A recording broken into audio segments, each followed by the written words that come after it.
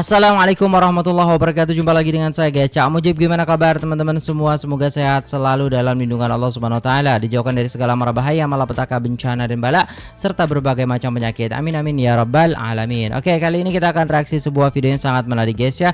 Perbedaan bahasa Indonesia dan Malaysia menurut ilmuwan Indonesia guys. Jadi jom kita simak videonya. Let's go. Dengan apa sih bedanya bahasa Indonesia atau bahasa Melayu yang ada di kita dengan yang ada di Malaysia? Apa tuh?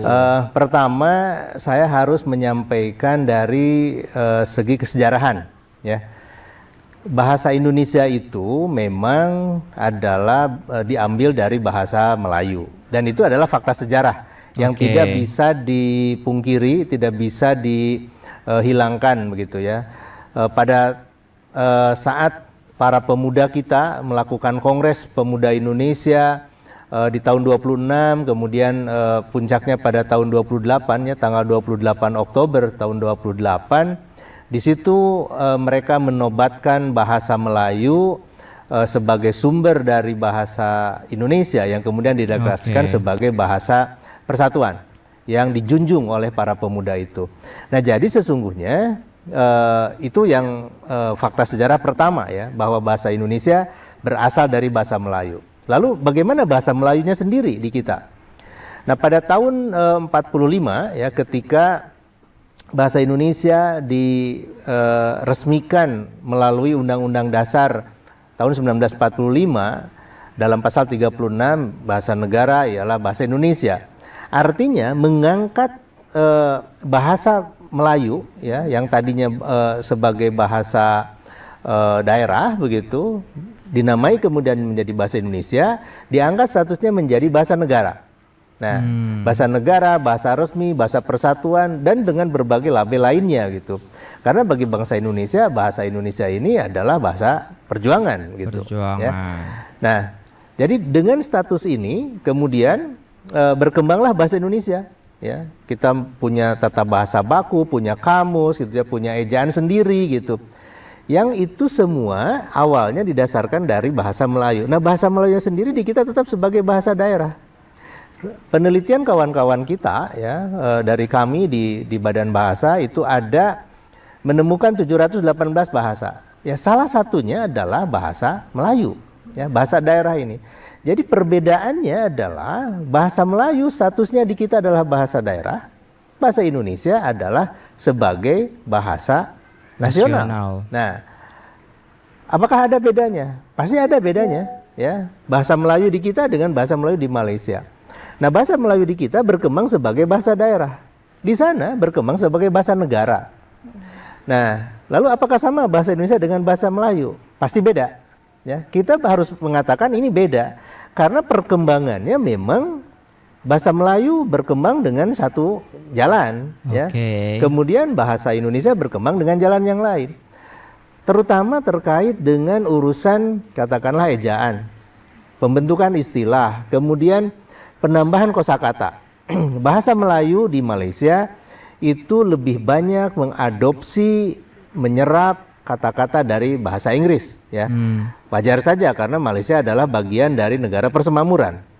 Sedangkan bahasa Indonesia itu berkembang ya pada arahnya sendiri dengan memperkaya diri ya, bahasa Indonesia ini dengan menyerap istilah-istilah dari berbagai bahasa asing, bukan hanya dari bahasa Inggris, tapi juga banyak dari bahasa Belanda, Portugis, Arab, Cina gitu ya, kemudian Jepang dan lain-lain gitu, ditambah dengan bahasa-bahasa daerah begitu.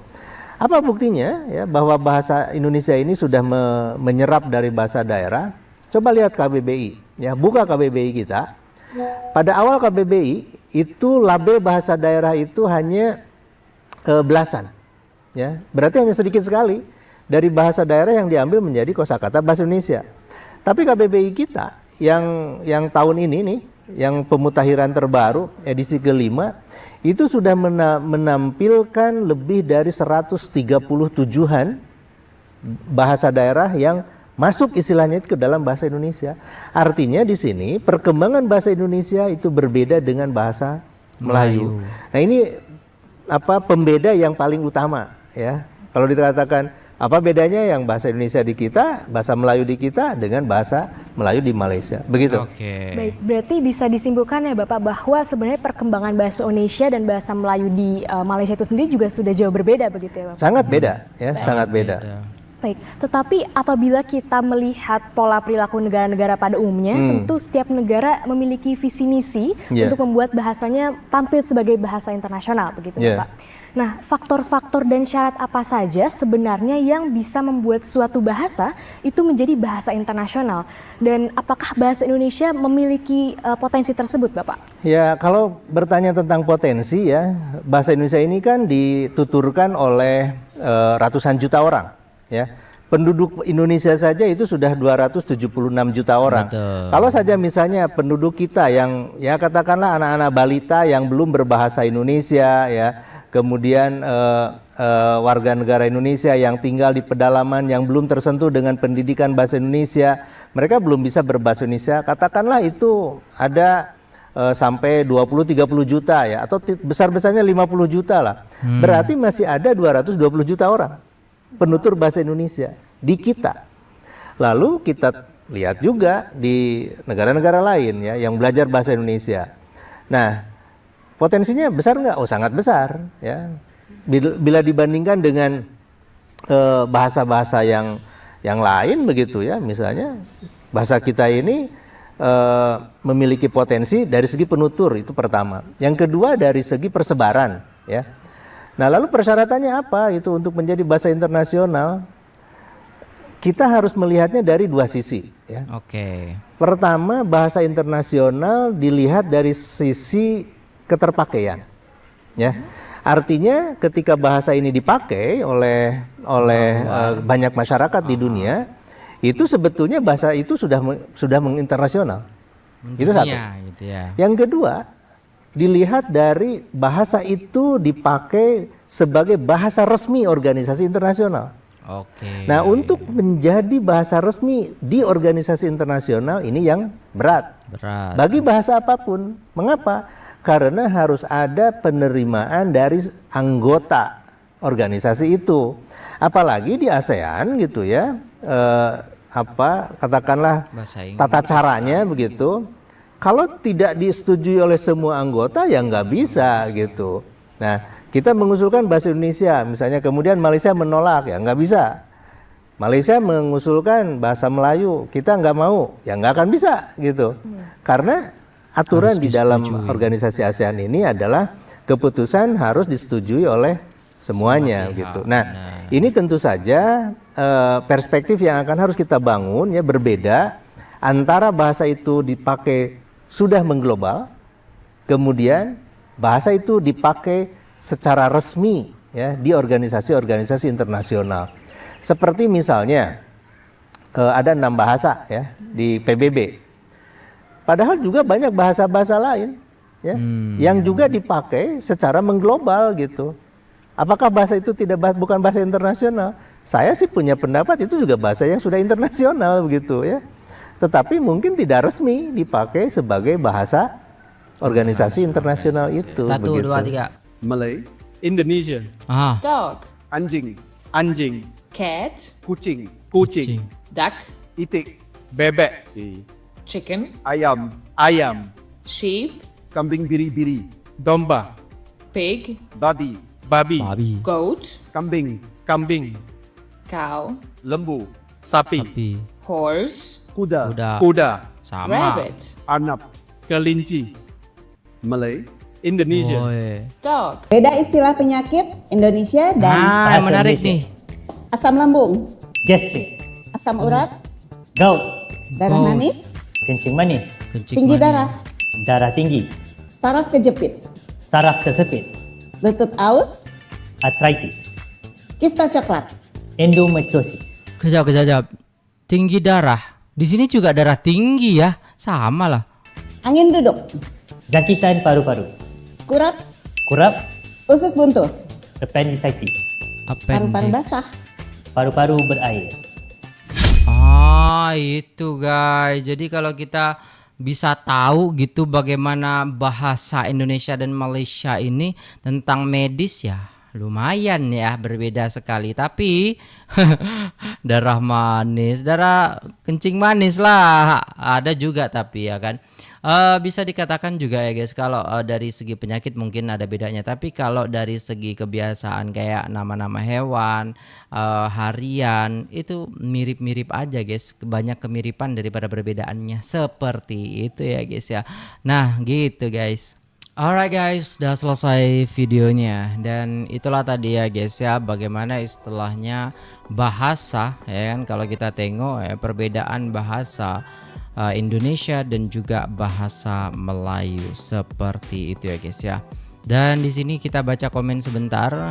Kini popularitas nama Malaysia sudah mendunia di kalangan medsos netizen internasional seperti Thailand, Kamboja, Vietnam, Singapura, Brunei, Filipina, Myanmar, Laos, Hong Kong, Taiwan, Jepang, Sri Lanka, Belanda, Brazil, Peru. Wah ini semua negara disebutin ini ya guys ya. Allahu Akbar, menyebutkan nama Malaysia. Ayo bersama-sama perkenalkan identitas baru dan memperluaskan nama Malaysia ke mancanegara lainnya. Sama-sama lah kita, orang Indonesia, orang Malaysia, sama-sama ya guys ya. Mau kita di Arab, di Jepang, ya semuanya, ya kan? Coba kita tengok orang Jepang tuh pakai bahasa Melayu. Oh, kita coba tengok orang Arab pakai bahasa Melayu. Kita boleh tengok orang Cina pakai bahasa Melayu. Kita boleh tengok orang Turki pakai bahasa Melayu. Ada kan? Ada. Begitu juga sebaliknya. Banyak orang Amerika pakai bahasa Indonesia, banyak orang Australia lah pakai bahasa Indonesia, banyak orang Jepang pakai bahasa Indonesia, banyak orang apa namanya itu guys yang Afrika pakai bahasa Indonesia. Semua guys ya, ketika kita istilahnya disukai oleh seseorang, maka bisa kita itu disukai dan bisa bahasa kita itu dikuasai oleh mereka. Seperti itu ya guys ya. Begitu juga dalam kehidupan kita ya, kalau kita istilahnya suka dengan bahasa, kayak saya suka bahasa Arab, ya udah kita belajar bahasa Arab dan mudah juga untuk menguasai bahasa Arab. Tapi kalau saya nggak menguasai banget, kalau cuma ngomong bisa gitu loh guys ya. Sama ketika kita istilahnya suka bahasa Inggris, ya udah kita akan ngomong bahasa Inggris seperti itu. Apakah nanti akan menjadi bahasa internasional? Ya tunggu dulu kata ilmuwan bahasa tadi itu ya kan. Karena harus ada syarat-syaratnya seperti itu, tidak mudah seperti itu ya guys ya. Indonesia harus memutuskan kerjasama bahasa sama Malaysia katanya. Wah, kita negara besar tidak sudi dikata orang Malaysia. Waduh, gimana konsepnya? Komentarnya itu gak masuk gitu loh dengan topik videonya. Akhirnya di Malaysia seperti television, communication, information, naturalization sudah punah. Sekarang ikut Indonesia jadi komunikasi, sosialisasi, naturalisasi dan informasi. Woi, mohon maaf sekali Pak, sebaiknya jangan menyebut negara serumpun dengan Malaysia. Kenapa tuh? Malaysia sudah terlalu sering mengklaim apa-apa di Indonesia memiliki dengan kedok itu istilah serumpun. Kalau ngomong masalah serumpun kayak gini susah ya guys ya. Masalahnya gini, kalau teman-teman belum pernah ke Malaysia atau belum pernah nonton video-video tentang perkampungan Malaysia, teman-teman tidak akan paham dengan arti serumpun itu ya guys ya. Nah, di mana istilahnya di sana itu banyak orang Indonesia yang tinggal di sana dan adat budayanya ya sama kayak kita. Ya kan, rumahnya ya kayak di Minang dan lain sebagainya itu sama, yang orang-orang Jawanya juga sama, banyak juga orang apa namanya itu Ponorogonya di sana banyak. Aduh, banyak banget guys ya. Kalau teman-teman di sana juga ada kampung Jawa, ada yang namanya juga kampung Banjar dan lain sebagainya, kayaknya ada di sana ya guys ya. Jadi kalau teman-teman istilahnya belum menonton video-video itu, kayaknya harus belajar dulu. Di sana tuh banyak orang Jawa ya yang tinggal di sana dan memang awalnya dari Indonesia gitu, dan mereka menetap di sana dan sekarang jadi orang Malaysia kan gitu guys. Agak aneh sih. Jadi ya benar atau tidaknya wallahu a'lam, kalau saya setuju aja sih ya kan. Karena kita ya sama-sama bahasanya ya sama. Perbedaannya ya mungkin karena sedikit saja gitu loh, nggak terlalu banyak. Ketika kita nonton kontennya orang Malaysia kita paham, ketika orang Malaysia nonton kontennya orang Indonesia ya mereka paham, ya kita sama gitu loh guys. Aduh, yang nggak setuju ya nggak apa-apa. Mereka punya pandangan sendiri gitu loh guys ya. Oke, itu dulu videonya. Terima kasih sudah tengok video ini sampai selesai. Jangan lupa like, share, komen, subscribe. Saya pamit undur diri. Wassalamualaikum warahmatullahi wabarakatuh.